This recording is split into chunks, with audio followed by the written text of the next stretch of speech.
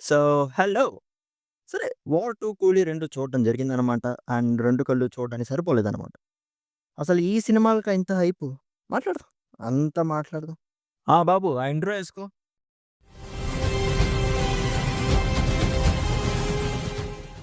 So, let's talk about 'Coolie' first. అస్సలు బాలేదు. నేను ఏమి ఎక్స్‌పెక్టేషన్స్ పెట్టుకోకుండా వెళ్ళా. ఆన్‌లైన్‌లో అందరూ ఎల్‌సీయూ, టైమ్ ట్రావెల్ అన్నా కూడా ఐ న్యూ లోకేష్ ఇలాంటి సినిమా చెయ్యడు. రజనీకాంత్ గారు ఇలాంటి సినిమా ఒప్పుకోరు అని. ట్రైలర్ రిలీజ్ అయినప్పటి నుంచి న్యూట్రల్‌గా చూద్దాం, ఎంజాయ్ చేద్దామని ఎళ్ళాను గానీ 'లోకేష్ కనకరాజ్' ఎంతకన్నా బ్యాడ్ మూవీ తీయలేడు అన్న ప్రతిసారి he is proving me wrong. ఒకసారి వినండి. సినిమాలో every aspect was crisp. Cinematography, music, acting, rich production values 300,00,00,000 కావాలంటే 300,00,00,000 పెట్టే ప్రొడ్యూసర్స్ ఉన్నారు. ఎన్ని ఇండస్ట్రీ నుంచి హీరోస్ కావాలంటే హీరోస్ వచ్చారు. 10 మంది ఏడీస్ కావాలంటే ఏడీస్ ఉన్నారు. ఇంకా ప్రాబ్లమ్ అంతా ఎక్కడంటే it's an out and out Lokesh's fault. ನಾನು ಕಮಲ್ ಫ್ಯಾನ್ ಸರ್.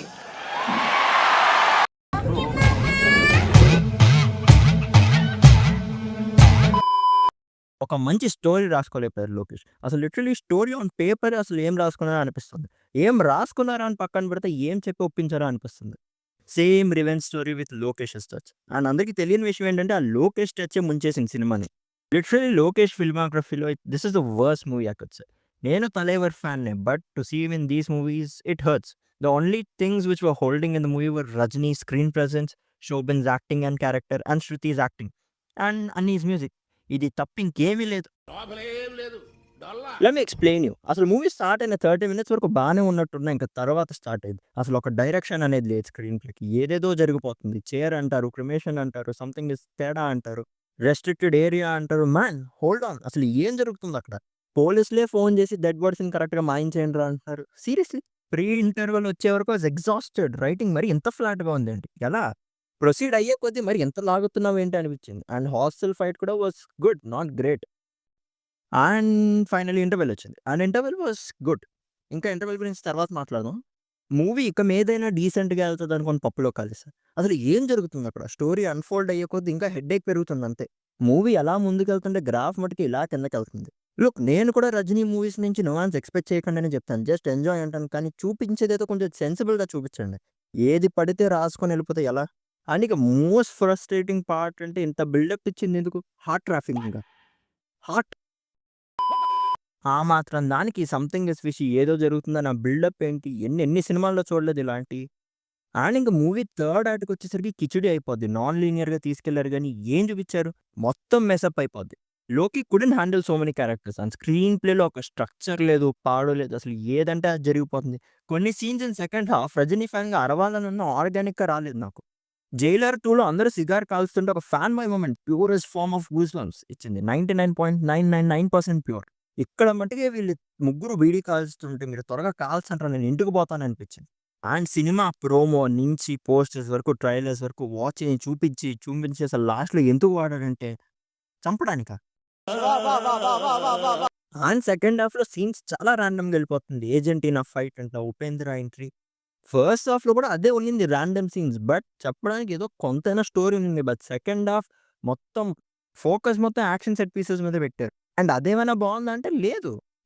ఎప్పటికైనా ఒక స్టోరీనైనా లేదా యాక్షన్ సెట్ పీస్ అయినా హోల్డ్ చేయాలంటే ఒక ఎమోషన్ ఉండాలి. బట్ సినిమాలో ఎమోషన్ లేదు, సోల్ లేదు. లిటరల్లీ 'నాగార్జునని' చంపుతున్నప్పుడు కూడా ఐ వాస్ లైక్ డూడ్ ఎందుకు? I don't see any motive. And ఇక్కడ కామెడీ విషయం ఏంటంటే సెకండ్ హాఫ్ మధ్యలో అరే! ఇదంతా స్టార్ట్ అయింది 'సత్యరాజ్' చచ్చిపోవడం వల్లరా అని గుర్తొచ్చి మరీ నవ్వాను నేను. Second half was so clueless. And చాలా మంది పబ్లిక్ రియాక్షన్‌లంతా చూసినప్పుడు మేము 'రజనీ' ఫ్యాన్‌ని చూసాం. అదే చాలు అనుకుంటే మ్యాన్ 'లియో' రిలీజ్ అయినప్పుడు కూడా విజయ్ ఫ్యాన్స్ అదే చేశారు. ఫస్ట్ హాఫ్ బావుంది. విజయ్ బాగున్నాడు. అదే చాలు మాకు. అండ్ అదే అడ్వాంటేజ్‌గా తీసుకొని లోకేష్ కనకరాజ్ ఏమో సెకండ్ హాఫ్ మొత్తం ఫేకు, కరెక్ట్ టైం దొరకలేదని ఎస్కేప్ అయిపోయాడు. అలా ఎస్కేప్ అవ్వడం వల్ల ఈరోజు 'కూలి' అనే ఒక ప్రొడక్ట్ వచ్చింది. Which isn't good. And the major backdrop of the film is characters.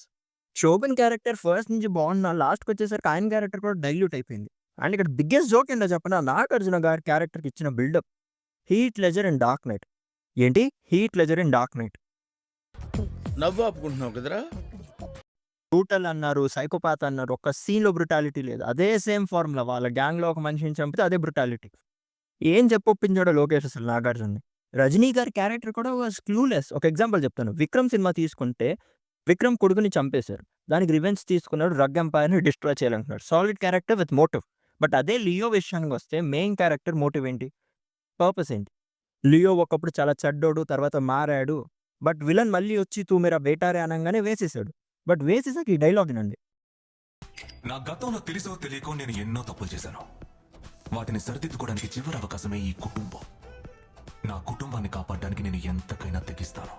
అయినా నా కథ తెలుసుకోవాలని ఎవడైనా అనుకుంటే వాడు మరుక్షణం చచ్చిపోయేవాడై ఉండాలి, లేదా ఆల్రెడీ చచ్చిపోయి ఉండాలి. ఇప్పుడు ఆ క్యారెక్టర్ మారాడనా? లేదా మారినట్టు నటిస్తున్నాడనా? బికాస్ తను లియో కాదు. తను Parthiban. Because he has changed. ఆ వ్యక్తి కంప్లీట్‌గా చచ్చిపోయాడు. That's the point of the movie. But లాస్ట్‌కొచ్చాక మళ్ళీ నేను చంపుతాను, పొడుస్తానంటే ఇంకా ఎంతసేపు చెప్పిందంట.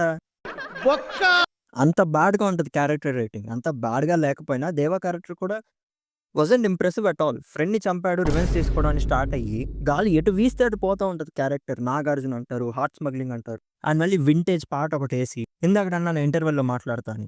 ఐ మీన్ ఇంటర్వెల్ గురించి మాట్లాడతా అన్నానని. మోసపోయాడు. మోసపోయి మందు తాగి బయటకొచ్చి, ఒక మంచి బీజీఎం ఏసి ఇక మీద ఉంటది అన్నట్టు చూపిచ్చారు గానీ, అయితే లేదక్కడ. ఇంటర్వెల్‌కి ముందు ఎలా ఉందో తర్వాత కూడా అంతే. గాలి ఎటు వేస్తే అటే ఎళ్తది క్యారెక్టర్. సినిమా అంతా ఎలా ఉంటే ఆమీర్ ఖాన్ వచ్చాక నువ్వు, నీ బాస్ పైనున్న బాసు అందరూ నా కాళ్ళ కిందే. ఒకప్పుడు నేనే తోపు. Like doesn't match. జైలర్‌లో అలా చూపించినప్పుడు ఫస్ట్ నుంచే అన్ని క్యారెక్టర్స్‌ని అలాగే చూపిస్తారు. రజనీకాంత్ అందరూ పైనున్నప్పుడు. సో, లాస్ట్ క్లైమాక్స్ వచ్చాక కూడా వి కెన్ ఫీల్ ఇట్. ఇక్కడ ఫస్ట్ నుంచే కింద చూపించేసి సడెన్‌గా లాస్ట్‌కొచ్చాక నేనే బాద్‌షా అంటే it's just artificial. And cameos కూడా ఉపేంద్ర గారి క్యారెక్టర్ తప్ప ఏది ఇంపాక్ట్ అవ్వల. అండ్ క్యారెక్టర్ ఇంపాక్ట్ ఇచ్చిన ద ఎంటైర్ ఫైట్ సీక్వెన్స్ ఇవ్వలేదు. అండ్ ఇంక 'పవర్ హౌస్' సాంగ్ గురించి ఏం చెప్పను. వస్తది 2,000 years later. అనుకుంటే ఎప్పుడొచ్చింది? Flash back సీక్వెన్స్‌లో. అది కూడా ఫుల్లు కాదు. అండ్ ఇంకిలా మాట్లాడుతుంటే అసలు అవ్వదు గానీ, ఇంతే అండి. Movie was not at all good. Below average అంటాను. అండ్ బిలో యావరేజ్ కూడా it's only because of some moments Rajinikanth గారి screen presence, Shruti Haasan and Shobhan acting అంతే. கண்டிப்பா பந்தயத்துல ஜெயிக்கிறோம். கண்டிப்பா கப்பு இருக்கு இந்த வாட்டி. వార్ 2 గురించి కూడా మాట్లాడదాం అనుకున్నాం గానీ, లెంథీ అయ్యేటట్టుంది వీడియో. సో, ఆ కళాఖండం గురించి ఇంకో వీడియోలో మాట్లాడుకుందాం. ఈ వీడియో నచ్చిందా? లైక్ చేయండి, షేర్ చేయండి. ఇలాంటి ఇంకా మంచి కాంటెంట్ కోసం please subscribe to my channel. అప్పటి వరకు ఉంటానే.